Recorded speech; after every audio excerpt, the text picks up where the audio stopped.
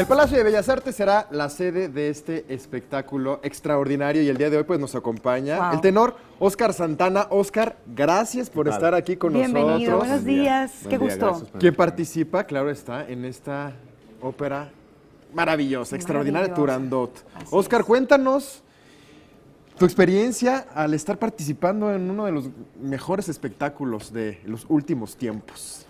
¿Qué te puedo decir? Bueno, es lo que todo cantante quiere, ¿no? Cuando empiezas a estudiar, debutar, estar cantando profesionalmente, qué mejor que en el Palacio de Bellas Artes. Sí, claro. La máxima casa, ¿no?, representativa, no nada más de la ópera, de la cultura posiblemente en este país, ¿no? Claro. Entonces estoy muy emocionado, estoy muy contento, la producción es impresionante, el equipo de trabajo, el elenco, los protagonistas, todo está maravilloso, no sé, estoy feliz, francamente estoy feliz. Y sobre todo con esta obra, ¿no? Con esta pieza tan especial. ¿Cuánto tiempo, te pregunto, ¿no? Desconozco la preparación de un tenor.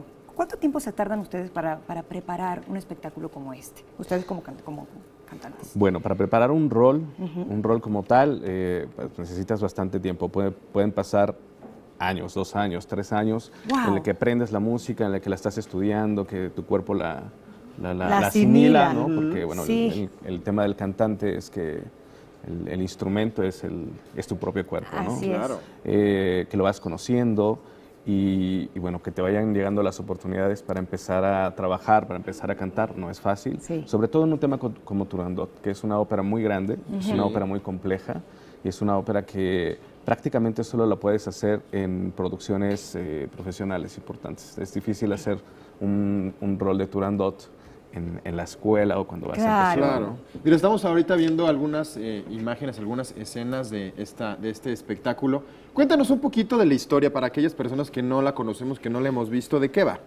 Turandot es un personaje femenino. No sé si ustedes sepan, pero Puccini básicamente tenía una fijación por escribir óperas